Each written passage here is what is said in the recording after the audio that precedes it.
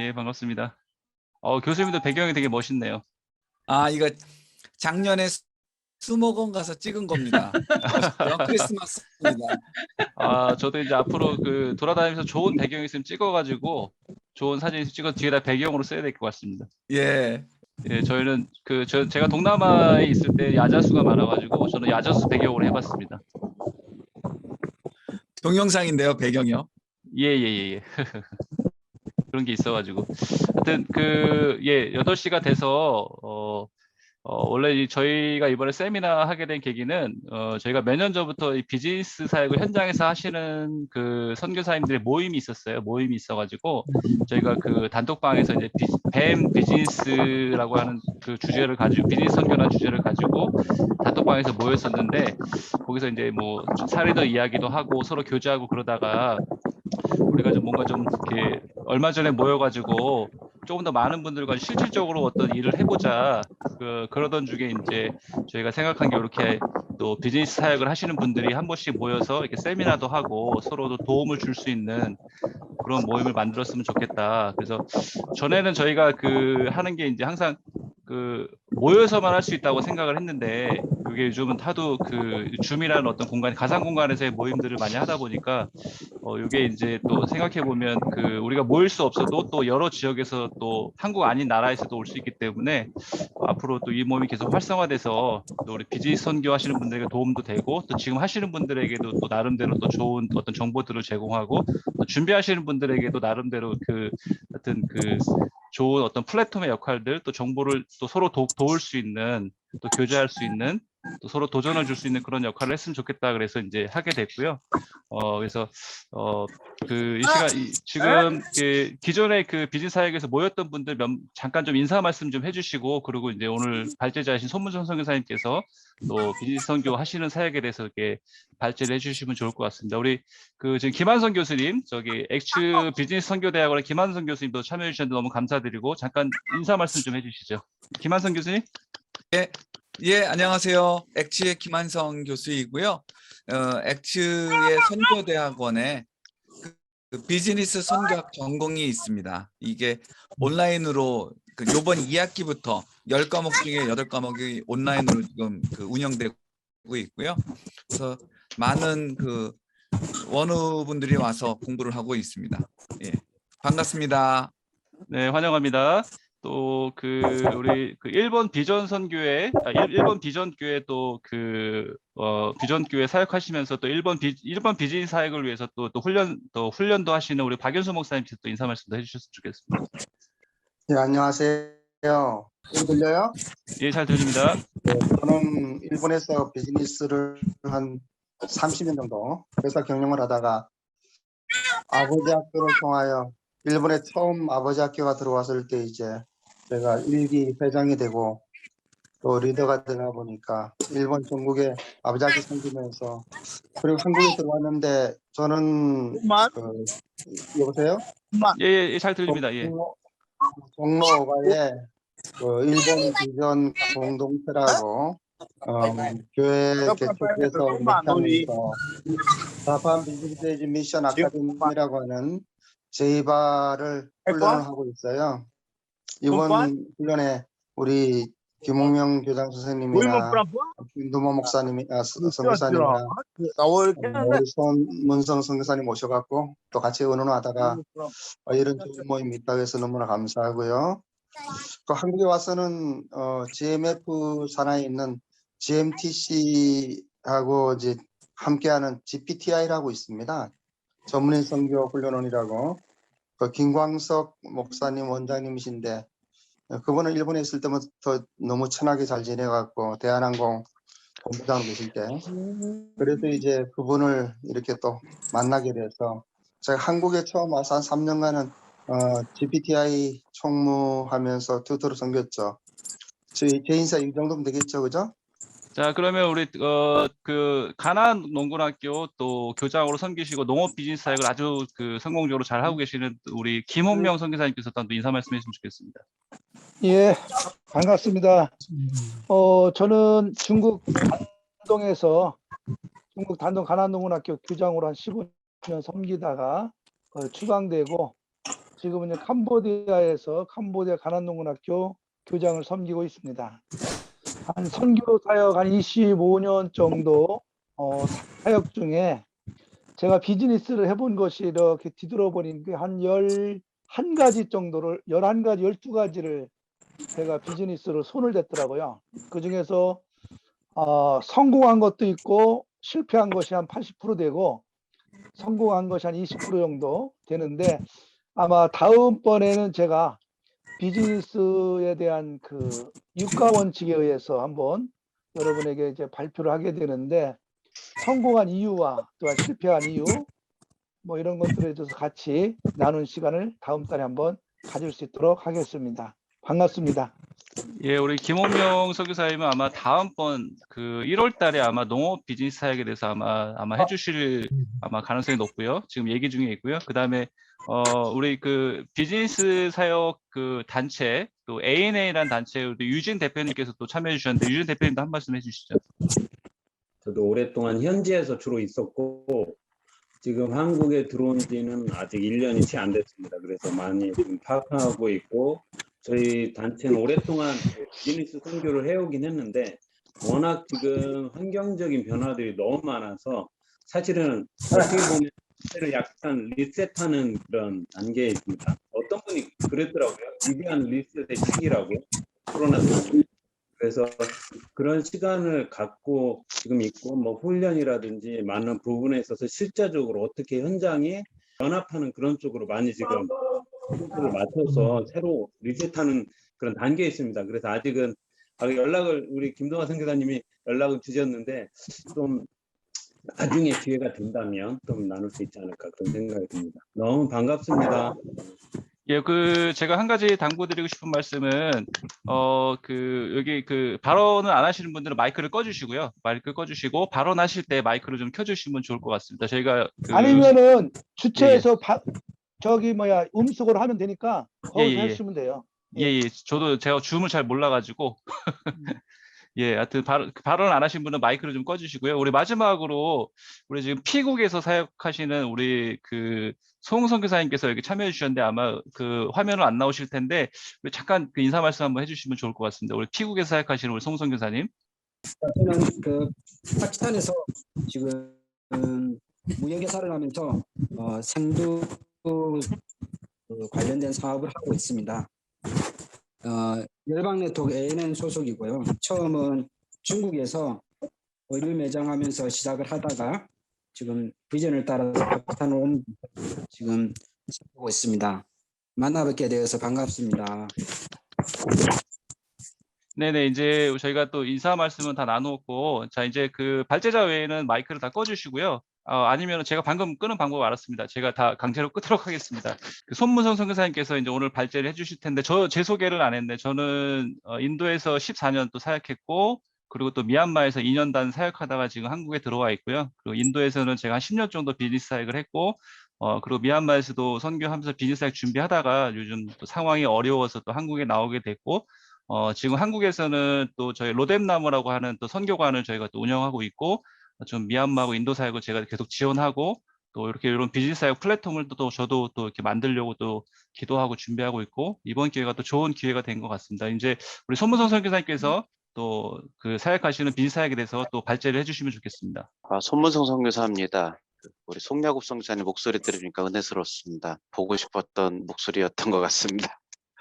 ANN도 그렇고 다들 김한석 교수님도 그렇고 제가 설 자리가 아니지만 이렇게 생각해 봤습니다. 왜 1번일까?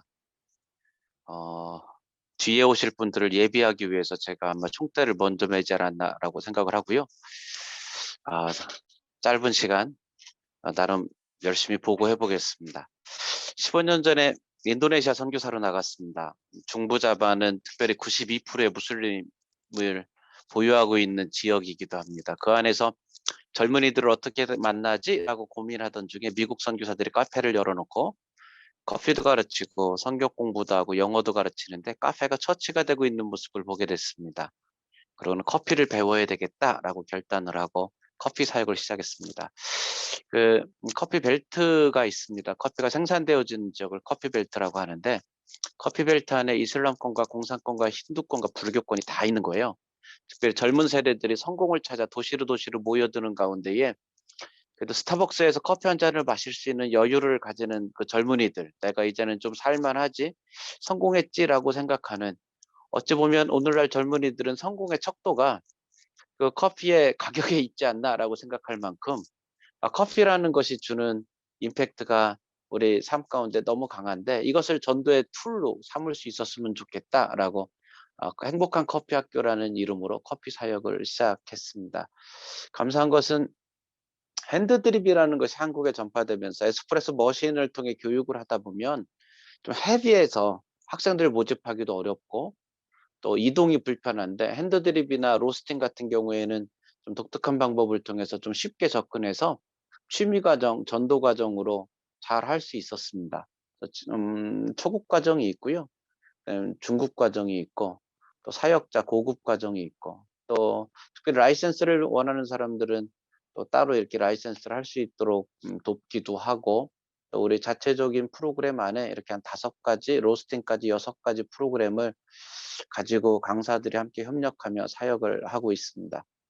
아시아에는 그래도 한 7개 나라, 8개 나라에 저희 팀이 있어서 커피 교육을 통해 이렇게 사역을 잘 할 수 있는 전략적인 부분들을 한 10년간 열심히 해왔던 것 같습니다.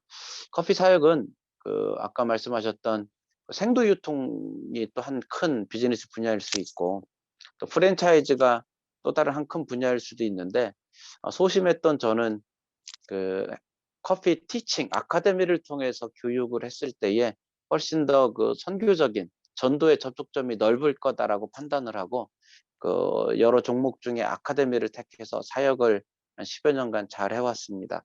그러던 중에 하나님, 전도의 옷을 입고 커피의 옷을 입고 이 사역하는 것 행복하지만 커피가 여기까지라면 저는 그만하겠습니다라고 하는 어떤 좀 절박함, 업그레이드에 대한 그 안타까움, 이런 시간이 있었습니다.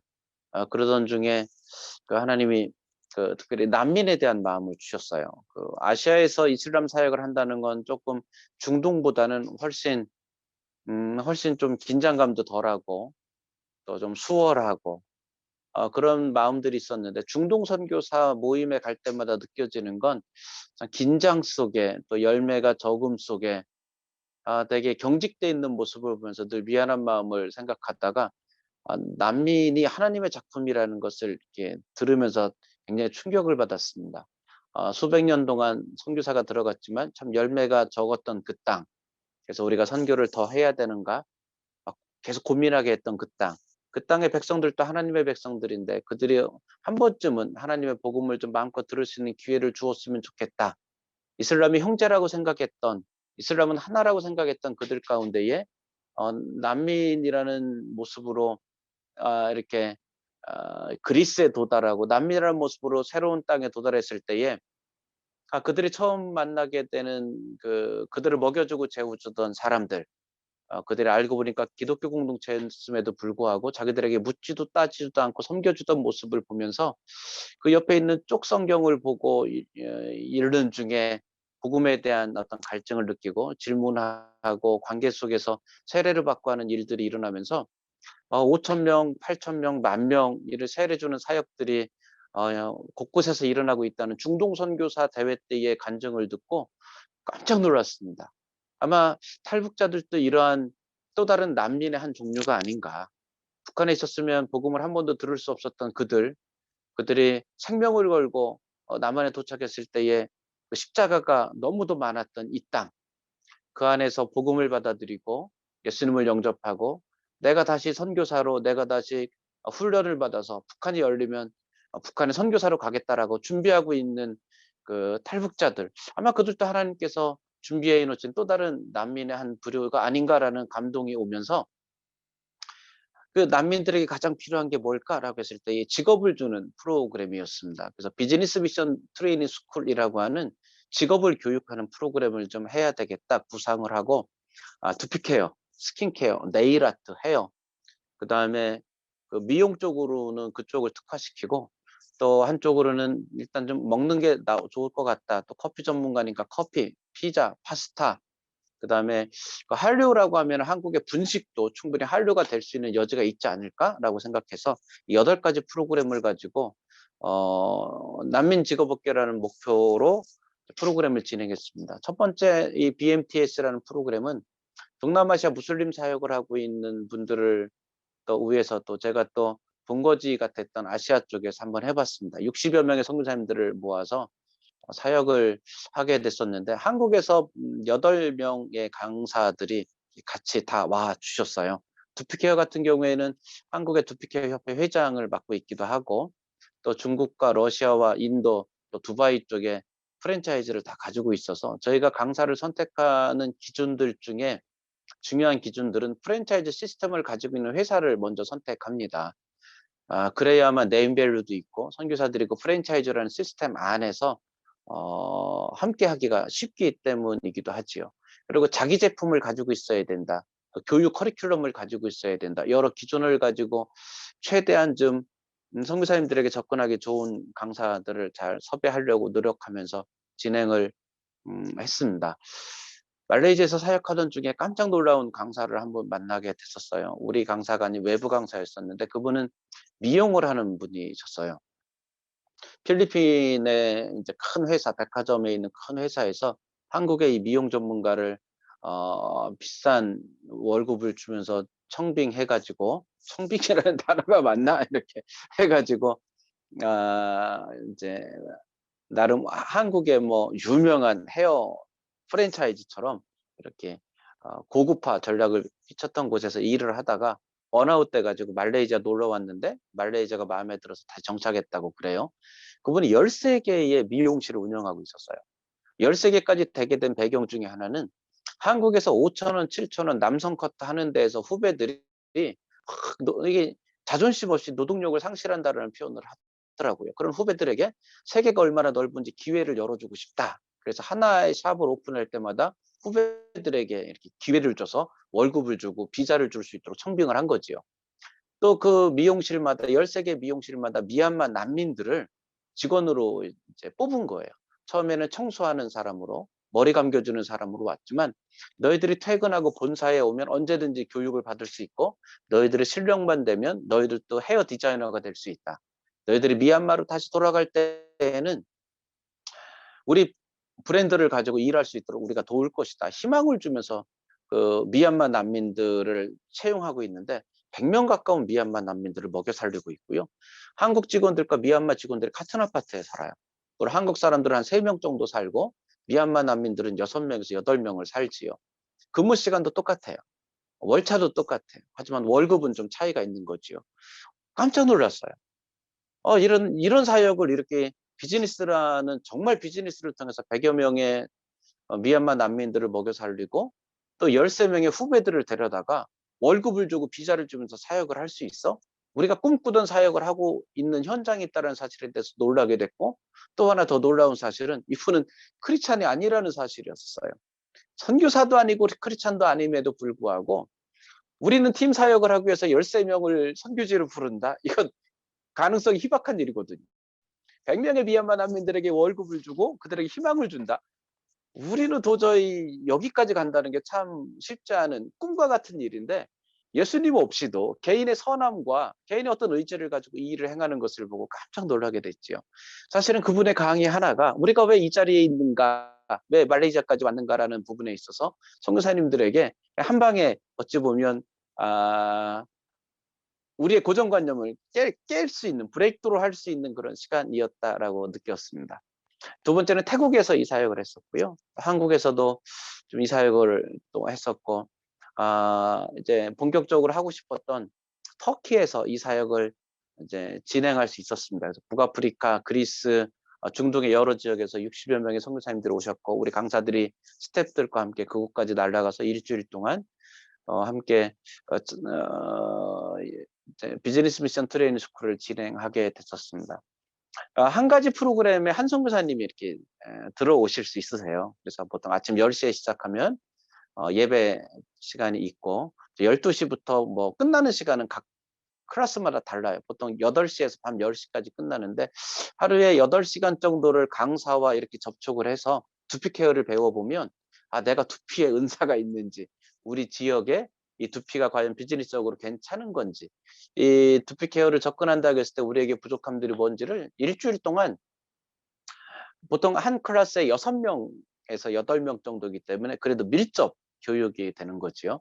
이 교육을 받은 다음에 강사 입장에서는 아마 선생님들의 은사를 체크하게 됩니다. 이분은 열심은 있지만 똥손이다. 도저히 안 된다. 뭐 이분은 그래도 가능성이 있다. 또 현장 이야기를 들을 때 이분은 급하다. 이런 것들을 우리 강사들이 다 나름 체크하고 선별을 해요. 그래서 열심은 있지만 똥손인 분, 이분은 도저히 두피하고 접근해서는 안 될 분 같은 경우에는 한국에 들어와서 더 배우고 싶습니다. 이런 요청이 와도 저나 이분들을 통해서 조금 이렇게 좀 가능하면 이렇게 안 오셨으면 좋겠다는 쪽으로 안내를 하고요. 정말 이분은 비즈니스에 은사도 있는 것 같고 짧은 시간 안에 좀 해야 될 것 같다라고 판단되어지는 분들은 회사가 컨택도 하고, 우리도 이렇게 중간 점검을 해서 회사에 들어와서 인턴을 할 수 있도록 3개월 정도 인턴을 할 수 있도록, 또 라이센스 과정을 다시 밟을 수 있도록 서로 검증하는 거죠. 선교사님들 입장에서는 회사를 검증하고, 회사 입장에서는 선교사님을 검증해서 회사가 이 지역으로 프랜차이즈를 나갔을 때에 회사도 좀 더 글로벌하게 프랜차이즈를 내세우고 싶고 성공하고 싶고, 사람이 중요할 때 서로 점검하는 과정들을 통해서 좀 손문성 선교사라는 사람이 중간에 BMTS를 진행하지만 저는 브릿지 역할을 좀 하고, 회사는 회사대로 사람을 컨택하고 선교사는 선교사대로 은사와 이런 걸 컨택할 수 있는 시스템을 가지고 터키 사역을 잘 마치고 두바이, 그다음에 이제 두바이 프로젝트였는데 두바이 잘 진행하다가 코로나 때문에 스톱을 하게 됐었습니다. 지금도 많이 안타까워하고 있고요.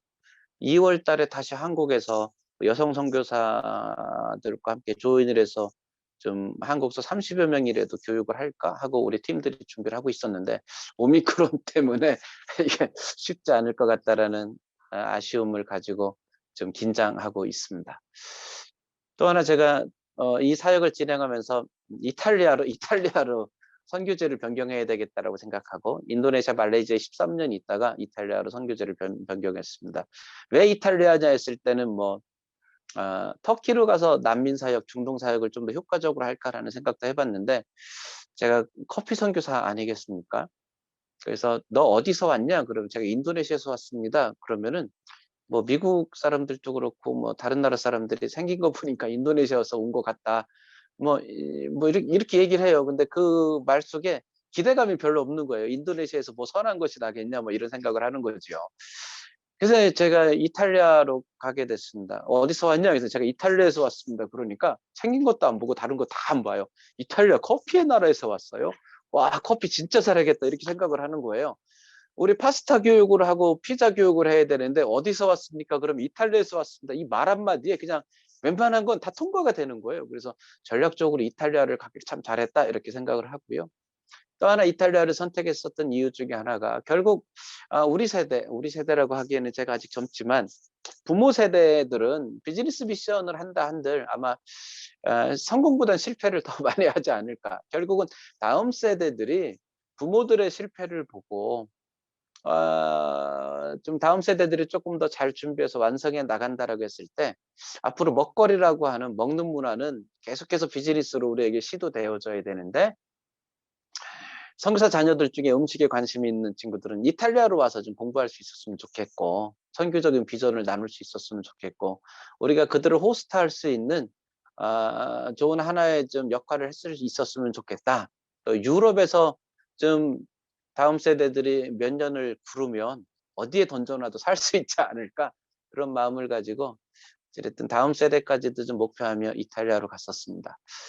또 제가 하나 또 정말 하고 싶었던 사역 중에 하나는 커피 버스킹이라는 사역이었습니다. 아마 저는 젊었을 때 우리 모두가 그랬지만 일주일에 한 번은 꼭 퇴근 시간에 그 지하철역 앞에서 막 전도지를 돌리면서 찬양하고 율동하고 끝난 다음에 청소하고 막 이러면서 그 얼굴 뻔뻔하게 열심히 전도했던 아마 그 세대의 그 열정이 선교지로까지 나갈 수 있는 힘이 되지 않았나라고 생각을 했던 거지요. 오늘날 젊은이들을 향해서 교회에 와주는 것만으로 고맙지 않냐라고 하기에는 이들을 전사로, 이들을 강한 군사로 교육해야 되는데 교회 와주는 것만으로도 고마워하는 우리의 교회적인 풍토를 가지고는 이들을 다음 세대 리더로 세울 수 있을까? 어찌됐든 전도의 세대를 좀 만들었으면 좋겠는데, 교회 비전 트립이 오랫동안 진행되면서 이제 비전 트립 50% 진행해 준다고 해도 인원이 참 모여지기 어렵고, 반면에 이것들이 그 몇 달씩 아르바이트해서 돈을 모아가지고 유럽 배낭여행은 열심히 하면서 배낭여행하면서 주일날 이것들이 교회를 갈까요? 안 갈까요? 주일날 교회도 빠지면서 돈 모아서 자기 돈으로 열심히 유럽을 다니는 이 아이들에게 유럽만큼 하나님을 깊이 만날 수 있는 곳이 또 없을 수도 있는데, 유럽을 제대로 본다면 한국교회 미래를 향해 더 긴장하면서 다음 세대가 고민할 수 있는 유럽이야말로, 또 유럽을 거쳐서 아프리카나 다른 곳으로 간다라고 했을 때에 유럽에서 커피 버스킹이라는 전도 여행을 했으면 좋겠다라고 생각을 하고, 밀라노, 크로아티아, 헝가리, 루마니아, 불가리아, 그리스, 다시 이탈리아로 넘어오면서 전도 여행을 진행했었습니다. 아직도 제 마음 가운데는 다음 세대를 회복시킬 수 있는 것은 무브먼트다. 어떤 무브먼트냐? 전도의 영성, 전도의 무브먼트가 우리 안에 일어날 때에 다음 세대가 선교적인 또 헌신자들로 드러나지 않을까라는 마음을 주셨던 거지요. 이런 전도 여행을 하고 유럽에서 이렇게 사역할 때에 하나님이 제게 또 다른 마음을 주셨는데, 유럽이 탕자와 같다라는 마음을 주셨습니다. 하나님께서 기독교의 또 다른 복음의 터전을 유럽을 통해 세우시고 유럽을 축복하셨는데, 그 탕자와 같은 어떤 유럽의 다음 세대가 봤을 때에 부모의 방법으로 살아간다는 것이 너무 답답했던 거죠. 그래서 자기의 방법으로 대도시에 나가서 비즈니스를 하면 아버지보다 훨씬 더 성공하고 멋지게 살 수 있다고 생각했던 탕자와 같이 유럽이 그랬던 것 같아요. 복음의 말씀의 축복을 받았던 그 땅이 자기들의 복지를 만들고 자기들의 교육을 만들고 자기들의 명품을 만들어서 하나님 없이 자기들의 어떤 것들을 세워나가고자 했던 유럽. 아마 그들이 하나님께로 돌아오는 방법은 탕자와 같이 가난해져서 쥐엄나무 열매를 먹을 만한 신세가 됐을 때에 아버지의 집이 그리워지지 않을까? 어느 날 독일에 갔다가 이탈리아로 가는 운전하는 그 운전대를 잡고 이렇게 운전하는데 그 마음이 주신 거예요. 하나님 오시기 전에 유럽에 한 번쯤 회개하고 돌아올 기회를 주실 텐데, 그거는 탕자와 같은 역할이 될 때 돌아오게 될 것 같다. 그러고는 탕자가 돌아오게 되는데, 아버지가 먼 곳에서 또 탕자를 알아봤는데, 그리고 가락지를 끼워주고 옷을 입히고 그 살아 돌아온 아들을 향해 축하연을 열었는데, 유럽에 회개하고 돌아올 때에 그 아버지 역할을 해야 될 유럽의 교회가 너무 약한 거예요. 누군가는 아버지의 역할을 하면서 유럽을 끌어안아야 되는데, 그럴 만한 선교적인 어떤 영향들이 우리에게 너무나 적은 거예요. 그때부터 막 한 달 동안 눈물을 참 많이 흘렸던 것 같아요. 하나님, 유럽에 회개하고 돌아와도 아버지의 역할을, 아버지가 없어요. 유럽에 아버지를 보내주세요. 아버지를 보내주세요. 한참을 울다가 한국 교회 가서 유럽에 아버지를 보내달라고 한번 막 나름 발악을 해보고 외쳐볼까? 나 같은 사람이 가서 말한들 들을까? 막 이러면서 안타까워하던 중에 뉴욕으로 가야 되겠다. 뉴욕은 그래도 명문 학교들을 졸업하고 또 미국의 시민권자이기도 하고 영어도 잘하고 실력 있는 뉴욕에 있는 다음 세대들이나 뉴욕에 있는 목회자들 중에 헌신해서 유럽으로 와준다면 더 우리보다 잘할 수 있지 않을까.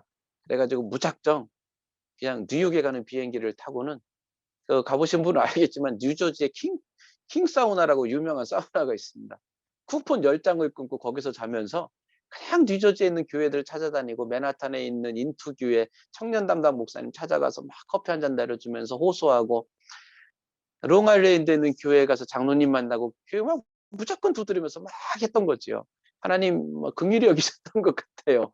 한 2교회, 3교회를 연결해 주셔서 커피 스쿨 하고 돌아왔다가 그 다음 한 번 더 뉴욕에 가서 커피 스쿨을 통해 이렇게 사람들을 만나고 또 전도 커피 학교를 진행하고 또 커피 버스킹 이야기를 비전 쉐어하면서 뉴욕에 아버지를 보내달라는 이 비전을 쉐어하려고 방송국, 기독교 방송국에 막 일부러 연락을 해서 인터뷰도 하고 또 막 기독교 저널에 글도 써서 막 올라가게 하고 발악을 하던 중에 작년 3월 달에 뉴욕에서 제가 코로나에 걸렸습니다. 혹시 제 선교 편지 들어보신 분 계신가 모르겠습니다. 그래서 제가 코로나로 병원에 입원을 하게 됐고 열흘간 입원하면서 이렇게 매일매일 코로나 증상이 어떻게 펼쳐지는가를 이렇게 기도 편지를 나눴는데 그때 정말 많은 선교사님들과 교회들이 함께 기도해 주셨고 지금은 후유증 없이 잘 회복돼서 이렇게 사역을 하고 있습니다. 코로나를 경험하면서 제 마음 가운데 큰 숙제를 안았습니다. 하나는 아까 말씀하신 대로 지금이야말로 리셋되고 업그레이드되고 준비할 때다라는 마음을 주셨는데 무엇을 준비해야 되냐라고 했을 때 저 자신을 돌아보면서 지금까지는 저도 나름 비즈니스 미션에 대해서 이렇게 열심히 한다 했지만 한국교회가 가지고 있는 또 후원이라고 하는 또 목사라는 타이틀 속에서 뭔가를 좀 넘어선 것 같지만 넘어서지 못했던 그런 부분들이 있었습니다. 그래서 늘 비즈니스 선교한다고 했지만 사실 제 스스로 제 정체성을 놓고 봤을 때 비즈니스에 옷을 입었지 목숨 물건 비즈니스를 했던 적은 중간에 한 2년 정도밖에 없었던 것 같다. 그래서 나름 실패했다라고 생각하고 야 나는 비즈니스에 옷을 입고 가야지 안 되겠다 한번 내려놓았던 부분들이 있었는데 다시 마음을 다잡게 됐습니다. 그래서 진짜 비즈니스를 해봐야 되겠다. 진짜 경쟁력 있는 비즈니스를 해봐야 되겠다. 근데 커피를 가지고는 승산이 없을 거라고 제 스스로 판단을 했어요. 아마 커피를 가지고 저보다 많이 선교지와 미국과 뭐 홍콩과 일본과 여러 나라를 돌아다녀 본 선교사가 많지는 않을 겁니다. 저는 커피만을 가지고 그렇게 다니면서 1년에 비행기를 40번 이상씩 13년을 타고 돌아다녔으니까요. 그러니까 아시아의 커피가 어떻게 흘러가는지, 홍콩의 커피가 어떻게 흘러갔는지, 한국의 커피가 어떻게 흘러가는지, 이것이 한국에서 유행했던 것이 또 일본에서 유행했던 것이 미국에 유행하는 것이 선교지로 흘러가는 시간이 얼마 걸리는지, 프랜차이즈들이 어떻게 망해가고 어떻게 일어나는지 누구보다도 많이 봤을 거라고 생각합니다. 그래서 한국은 로스터리 카페가 있다가 지금 로스터리 카페라는 단어가 거의 사라져 버렸거든요. 그 다음엔 디저트 카페라는 것이 나타났었고, 그 다음에 그 브런치 카페라는 것이 나타났었고, 최근에 한국의 트렌드는 3년 전부터 빵 가게가 빵이라는 게 그냥 이슈가 돼버렸어요. 빵 가게가 얼마나 크게 커지는지 빵이라는 것이 커피를 흡수해버리면서 디저트 카페, 브런치 카페라는 것이 빵에 묻혀버렸어요. 이런 변화 속에서 우리 선교사들이 커피를 가지고 과연 선교지에서 선교지도 이런 트렌드에 맞춰가는 속도가 굉장히 빠르기 때문에 참 쉽지 않다 이런 고민을 하면서 그래도 뭔가 목숨을 걸고 3천만 원, 5천만 원, 3만 불, 5만 불 안에서 우리가 한 번은 뭔가 도전해 볼 수 있지 않을까라는 그 고민 속에 최근에 제가 만난 건 수제버거였었어요. 버거집은 생각보다 GNP가 10,000불, 15,000불 되는 도시들, 나라들에도 그 수제버거나 은근 버거 고수들이 꽤 숨어져 있거든요. 미국도 그렇고. 그래서 버거는 단가도 높고 꽤 심플할 수 있다라고 판단을 하고 최근에 한국의 수제버거 시장이 또 급성장하고 있습니다. 다른 뭐 이야기일 수도 있지만 버거킹은 한국에서 좀채로 할인이나 이벤트를 한 적이 없어요. 그것만큼 버거킹은 자존심이 강했었고 나름 이벤트 홍보를 안 해도 찾아오는 고객층이 있었는데 빵이라는 것이 전체적으로 막 상승되면서 버거킹이 맥을 못 추고 있어요. 맥도날드 버거킹이 너무 힘들어요. 그러다 보니까 이벤트를 통해서 막 살아남고 있는데 그 시장 가운데 이 수제버거가 이렇게 막 올라가고 있습니다. 커피를 하다가 다시 버거를 하면서 느낀 거는 커피는 에스프레소 머신, 그라인더, 제빙기 막 여러 가지를 준비하면은 한 3천만 원, 3만 불 정도의 기자재가 필요해요. 근데 버거는 10,000불, 1,000만 원, 1,200만 원이면 모든 기자재가 끝나요. 커피는 경쟁력 있게 자기가 뭔가 좀 준비한다라고 했을 때 제가 생각했을 때 그래도 커피 맛을 만들어내고 변수를 조절할 수 있는 실력을 갖는다라면 최소한 3개월에서 6개월은 준비해야만 커피숍을 운영할 수 있다라고 저 스스로는 판단을 하고 있는데, 수제버거는 그게 좀 짧아요. 뭐 버거를 직접 만들지 않고 프랜차이즈 시스템을 갖는다면 일주일만 교육을 해도 운영할 수 있고요. 또 레시피도 생각보다 커피보다 훨씬 더 단순해서 접근하기가 좋겠다라고 생각을 하고 수제버거를 시작했습니다. 이 수제버거를 한국에서 한번 론칭을 해봐야지라고 생각하고 30여 개 정도의 프랜차이즈를 가지고 있는 블리스 버거를 만나서 선교적인 비전을 공유하고, 또 맛이 너무 월등히 탁월해서 선택을 하게 됐는데, 이 블리스 버거는 1년 반 정도밖에 되지 않았는데 30개 매장을 가지고 있습니다. 한 개 매장을 여는데 5천만 원에서 한 6천만 원 정도의 매장을 시작할 수 있는 컨셉이어서 조인하면서 고민했던 것이, 선교사님들이 이제 한국에 들어왔을 때에 안식년으로 들어오든 철수하게 되든 들어왔을 때에 이제 이제 쿠팡 같은 그 배달하는 곳에서 일도 많이, 아르바이트도 많이 하시고 택시 운전도 좀 하고 보이지 않는 곳에서 열심히 뭔가를 해야만 되는데, 이게 소비되는 곳에서 일을 할 거냐 아니면 뭔가 그래도 창조되어지는 곳에서 일을 할 거냐라고 했을 때, 제가 하고 있는 이 수제버거와 커피와 버거가 함께 가는 이곳은 선교사님들에게 뭔가 창조의 곳이 되어졌으면 좋겠다, 또 하나 희망의 곳이 되어졌으면 좋겠다 라고 해서 1호점을 오픈하면서 인도에서 들어오신 선교사님 가정이 3천만 원을 준비하고 제가 3천만 원을 준비했습니다. 3천만 원은 쉽지 않은 돈입니다. 그래도 막 이렇게 카드 대출도 받고 신용 대출을 받으면 그래도 3천만 원은 이렇게 한국에서 만들어낼 수 있겠더라고요. 둘이 만들어서 시작을 했습니다.